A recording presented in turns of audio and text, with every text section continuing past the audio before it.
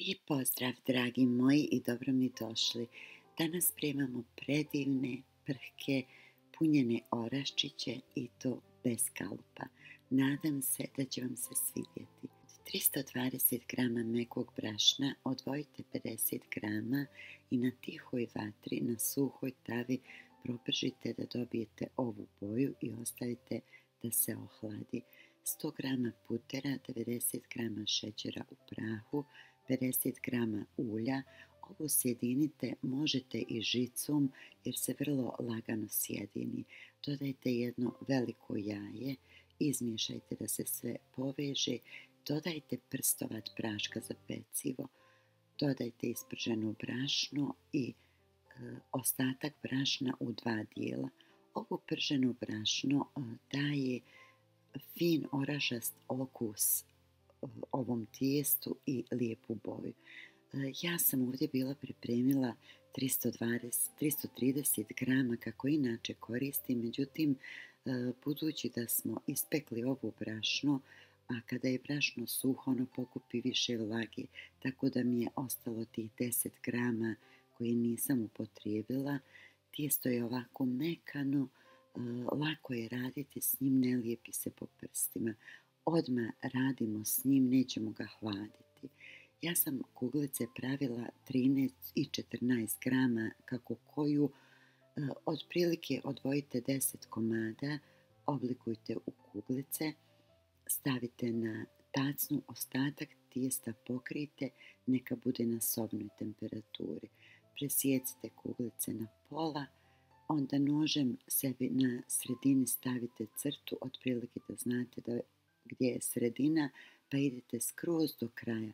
Možete da pravite dublje ili pliće ove crtice, malo našarajte tako nožem i ovo ćemo staviti na pleh, peći u rerni, zagrijanu na 160 stepeni nekih 10 do 13 minuta.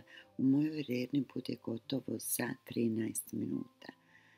Mi ćemo sad pripremiti fil, 100 grama otopljene čokolade, 50 grama oraha i 2 kašike mlijeka.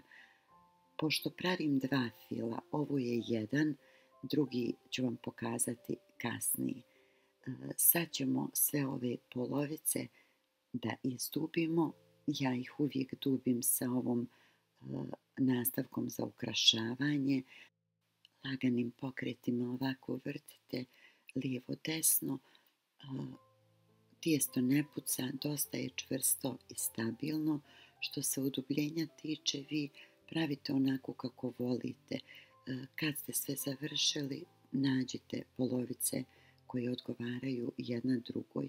Sad ja volim da stavim tanki sloj čokolade okolo. Ovdje sam otopila 30 grama, pa fil unutra i onda ispojim. Međutim, vi ne morate da stavljate tu čokoladu ako ne želite. Ako vam je jednostavnije, stavite samo fil. Znači kad nađete polovice koje odgovaraju jedna drugoj, napunite ih i u ovom slučaju ću malo više staviti fila, tako kad pritisnem jednu uz drugu, da fil dođe malo i sa strane i da to sve zalijepi.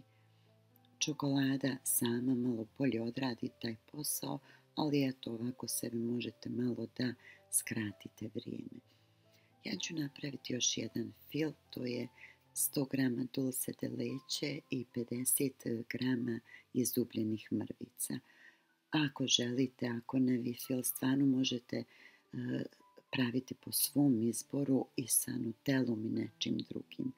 Dragi moji, hvala vam puno na lajkovima, dijeljenjima, komentarima. Svaki vid vaše podrške meni puno znači. Do sljedećeg kuhanja ostanite mi zdravi i nasmijani.